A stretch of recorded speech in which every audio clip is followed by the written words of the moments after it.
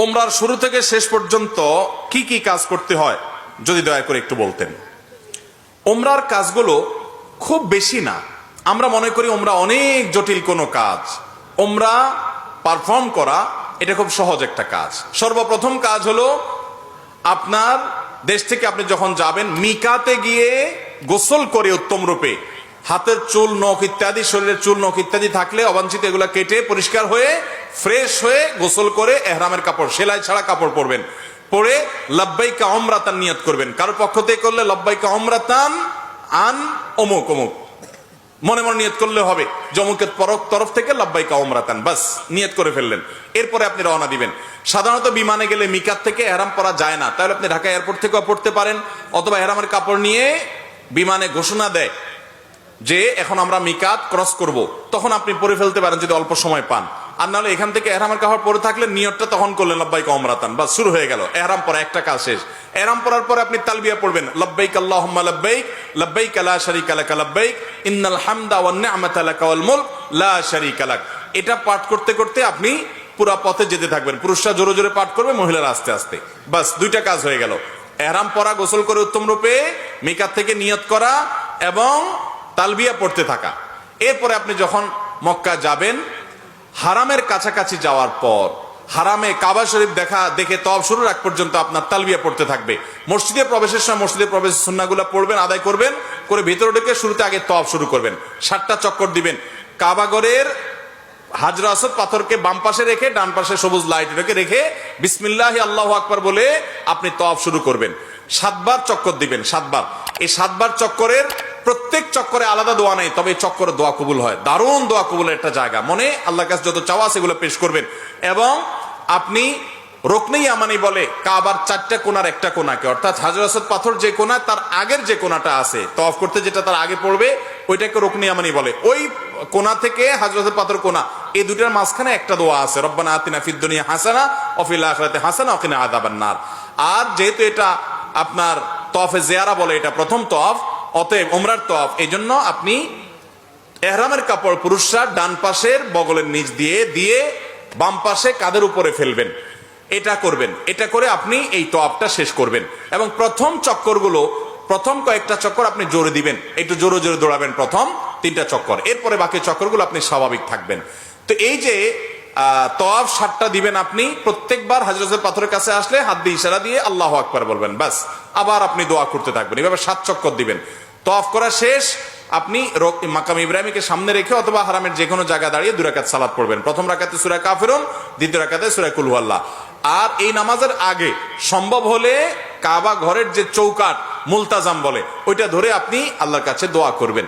এরপরে 2 রাকাত নামাজ পড়লেন, পড়া শেষ, জমজম পানি পান করে আপনি সাফা মারওয়া সাই করবেন। প্রথমে সাফা পাহাড়ে যাবেন এবং পড়বেন যে ইন্নাস সাফা ওয়াল মারওয়াতা মিন শাআইরিল্লাহ ফামান হাজ্জাল বাইতা ওয়া তামারা ফালা জুনাহা আলাইহি আন ইয়াতাওয়াফা বিহিমা। পুরো আয়াত পড়তে না পারলে ইন্নাস সাফা ওয়াল মারওয়াতা মিন শাআইরিল্লাহ এটুকু পড়লেও চলবে, যে সাফা এবং মারওয়া আল্লাহর নিদর্শনের অংশ। এরপর আপনি সাফা পাহাড়ে দাঁড়িয়ে লা ইলাহা ইল্লাল্লাহু ওয়াহদা আনজাযা ওয়াদা ওয়া নাসারা আবদা ওয়া হাযামাল আহজাবা ওয়াহদা এটা পড়বেন। এবং লা ইলাহা ইল্লাল্লাহু ওয়াহদাহু লা শারীকা লাহু লাহুল মুলকু ওয়া লাহুল হামদ ওয়া হুয়া আলা কুল্লি শাইইন কাদির এটা পড়বেন। এরপর আপনি কিবলার দিকে ফিরে 2 হাত তুলে, ওই যে কাবা শরীফের দিকে ফিরে 2 হাত তুলে মন খুলে দোয়া করবেন। দোয়া কবুলের জায়গায় সাফা পাহাড় থেকে নবী সাল্লাল্লাহু আলাইহি ওয়াসাল্লাম সর্বপ্রথম ইসলাম প্রকাশ্যে প্রচার শুরু করেছেন, সেই স্মৃতি বিজড়িত জায়গা আপনি দোয়া করবেন। এটা ইব্রাহিম আলাইহিস সালাম এবং ইসমাঈল আলাইহিস সালাম এবং মা হাজারার স্মৃতি বিজড়িত জায়গা। যাই হোক, সাফা পাহাড়ে দোয়া করার পর এরপরে আবদাউ বিমা বাদা আল্লাহু বি, আল্লাহ সাফার নাম আগে শুরু করছেন, তো আমি এখান থেকে সাই করা শুরু করছি। হেঁটে যাবেন হলো কোথায়? মারওয়া যাইতে মাঝখানে 2টা সবুজ লাইটের জায়গা পড়বে, ওখানে পুরুষে একটু জোরে হাঁটবেন, বাস এটুকু। এবং এই সাইর সময় আপনি জিকির আজকার তাসবিহ তেলাওয়াত করতে পারেন। তওয়াফের সময় ওযু থাকতে হবে, সাইর সময় ওযু না থাকলেও হয়ে যাবে, কিন্তু ওযু থাকলে ভালো। এবং তওয়াফ সাইয়ের মধ্যে ওযু ছুটে যায়, ওযু করে এসে আবার যেখান থেকে ছুটছে ওখান থেকে আবার কন্টিনিউ করতে পারবেন। মারওয়া পাহাড়ে চলে গেলেন, সেখানে গিয়ে আবার ওই যে কাবার দিকে ফিরে সাফা পাহাড়ে যা যা করেছেন ঠিক একইভাবে সবগুলো করবেন এবং দোয়া করবেন। ওখান থেকে আবার আপনি সবগুলো দোয়া পড়বেন। ওখান থেকে আবার আপনি সাফা পাহাড়ে আসবেন, তাহলে সাফা থেকে মারওয়া গেলেন একটা চক্কর, মারওয়া থেকে আবার আসলেন আরেকটা, আবার গেলেন আরেকটা, এভাবে মোট 7টা চক্কর দিতে হবে। সাফায় শুরু হবে, মারওয়া গিয়ে শেষ হবে। যে আসলে একটা না, গেলে একটা, গেলে আরেকটা, আসলে আরেকটা, এবার মোট 7টা হবে। 7 চক্কর শেষ, আপনার ওমরা শেষ। এরপরে পুরুষরা মাথা চুল চেঁচে ফেলবেন, নাচ আসতে পারলে পুরো মাথার চুল ছোট করতে হবে, 2-4টা সামান্য একটু ছোট করলে হবে না। মহিলারা তাদের মাথার চুলে সামান্য অল্প একটু ছোট করলে হবে। তাদের এহরাম হলো তারা স্বাভাবিক পোশাক আশাক পরবে, অতিরিক্ত সাজসজ্জা করবে না, এবং তারা মুখমণ্ডল এটার উপরে যদি ওড়না দিতে হয় অন্য পুরুষরা থাকে তাহলে সেটা যাতে আপনার মুখ বেঁধে রাখা না হয় সেটা খেয়াল রাখবে, কাপড় টেনে রাখবে যাতে পরপুরুষরা না দেখতে পারে। আর কোথাও পরপুরুষ না থাকলে মুখ খোলা রাখবে এহরাম পরা অবস্থায়। আর এহরাম পরা অবস্থায় পুরুষরা সুগন্ধি ব্যবহার করবে না, সেলা আলা পোশাক পরবে না, আন্ডারওয়্যার পরবে না, মাথায় টুপি মাথা ঢাকবে না, এই সমস্ত কাজ করবে না। কোনো পশু পাখি এমনকি আপনার মশা টশা ইত্যাদিও মারবে না, যথাসম্ভব তাড়িয়ে দিবে। অর্থাৎ এক কথায় এহরাম পরা অবস্থায় নিষিদ্ধ কাজগুলো সব করবে না। সাফা মারওয়ার সাই শেষ, মাথা মুন্ডানো শেষ, এখন তিনি হালাল হয়ে গেলেন। এখন যেগুলো নিষিদ্ধ ছিল এহরাম অবস্থায় সেগুলো সব এখন যায় সেলাই করা পোশাক পরতে পারেন। তার ওমরা শেষ হয়ে গেল।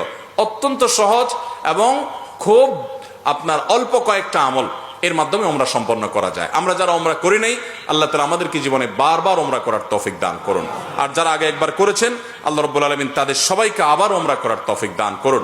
বাইতুল্লাহ যাওয়ার যে স্বাদ, ভাইরা আমার, এই স্বাদটা আস্বাদন যে করে নাই সে বুঝবে না যে আল্লাহর জমিনে কত বেশি স্বাদ এবং তৃপ্তি আল্লাহর ঘরের জিয়ারতের মধ্যে। আল্লাহ আমাদের সবাইকে এই স্বাদটা বারবার আস্বাদন করার তৌফিক দান করুন। এই স্বাদ আস্বাদন করা ছাড়া আল্লাহ তাআলা আমাদের কাউকে যেন মৃত্যু না দেন সেই তৌফিক দান করুন।